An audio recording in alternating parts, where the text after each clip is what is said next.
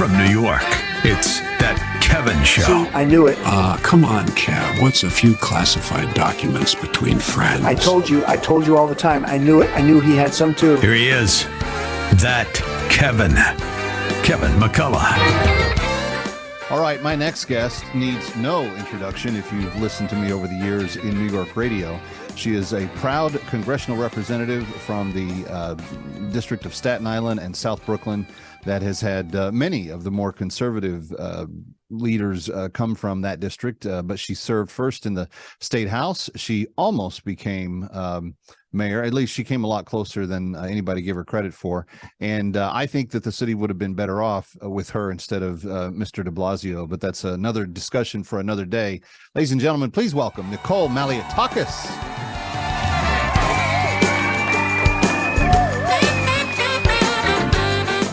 Hello, Nicole. It's great to be with you, Kevin. How are you? As always. You're very busy these days. Quick question. How has the House changed since we last spoke and you were suffering under the leadership of Pelosi, and now you have somebody who's going guns blazing at everything that he can in Kevin McCarthy? Yeah, well, first of all, on the very first day we came in and implemented good government reforms. Remember, Nancy Pelosi used to shove these bills at the 11th hour, give us 2 hours to read them when they were thousands of pages long. Those days are over. Let me ask you on the investigative side. One of the things that this Congress kind of ran on was, if you give us power, we will take a look at things that have not been answered. And in recent days, we've learned even much more about the likelihood that the Biden crime family are, in fact, have participated in very bad things, holding Christopher Wray in contempt, making sure that this document and the stuff that's related to it gets made public, especially since it's non-classified. These types of things, you never saw any interest in the last Congress to do that. What do you make of where you guys are at in terms of the investigative agenda? And are you getting breakthroughs, and are the American people responsive? Yeah, well, what we have now that we didn't have last year is subpoena power and being able to chair our own hearings on the topics that we want. How long was I sitting on the COVID Select Subcommittee and there was no hearing on the actual origins of the virus? In fact, next week we'll be having our second hearing on that. And that's incredible, because slowly we are uncovering the facts that this was manufactured in a lab, that U.S. tax dollars were spent at that lab, that perhaps U.S. tax dollars were actually used in the creation of this virus at Wuhan. And so there's a lot of things that we're uncovering, but we're doing it responsibly. We're following the facts where they lead. We are unfolding what we can, and then I believe, will see accountability, particularly when it comes to the Biden family. Jim Comer has become a good friend, and it's astounding what he's been able to find so far, with little cooperation, right, from FBI and essentially none, and kind of in spite of the rule of law. I mean, they've basically said to you guys, go pound sand, and that's why I think the nation understands if Mr. Comer wants to hold Wray in contempt, he should. Yeah, and I think it was that threat, which we were going to vote on that provided more information to the Oversight Committee and Chairman Comer. But what we do know at this time is that there were millions of dollars that were funneled from China through entities that really don't exist to the Biden family. And the number of members of that family keep increasing. The amount of money keeps increasing. And every day they're uncovering more and more. And so it's about finding those facts and following to where they lead. I do believe this will end up with accountability, but also going after some of these bureaucratic agencies that have failed to do their job, or that have weaponized their position against the American people.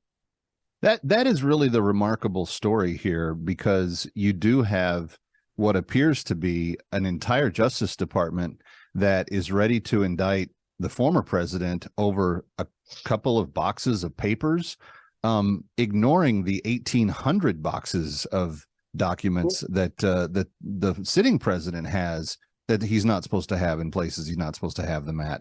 Is there a two-tier justice system? Well, it absolutely seems that way to anybody that is watching.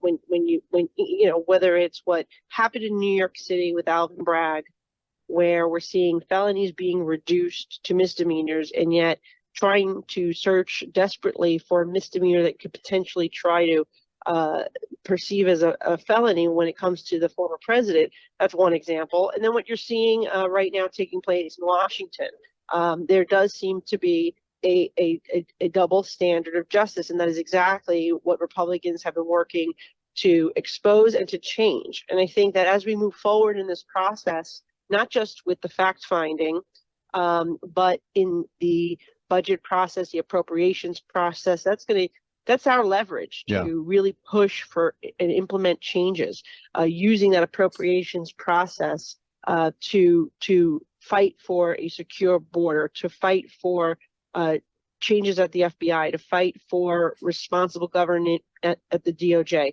That is, I think, what you're going to be seeing unfold in the coming months. Our mutual friend KT McFarland told me this week off the air that she fully supports gutting the FBI and assigning much of what it does to other agencies that are being run more appropriately. If the vote came up, would you be in favor of massive reform or possibly gutting that department? Yeah, well, look, we definitely need reforms, right? And we need accountability, and we have to see in what fashion that's going to come up. But there's no doubt that these agencies have become big bureaucratic entities that have really diverted from what their intended purpose is. I mean, these agencies are supposed to be protecting the American people, not going after the American people. And I think that's what we need to get back to that mission.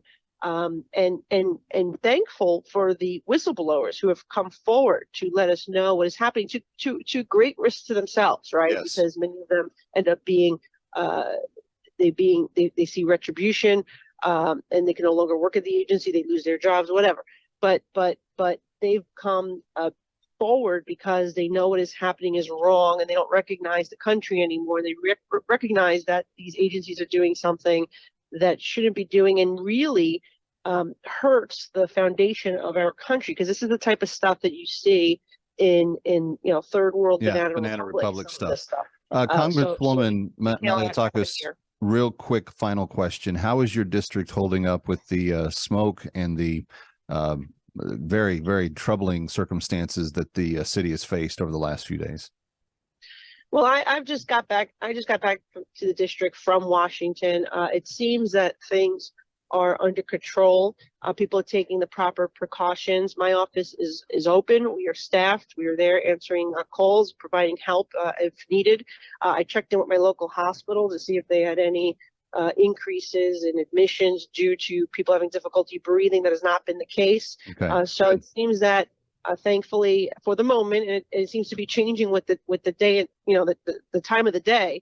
But as of right now, it seems that everything is being managed properly, and people are just taking the necessary precautions to keep themselves safe, particularly those who have breathing issues, heart issues, or elderly. Yeah. Good news indeed. Congresswoman Nicole Malliotakis, thank you for joining us. It's great to be with you, Kevin. Thank you. As always. Kevin McCullough coming right back. Don't go away. Ready or not, he'll be right back. That Kevin.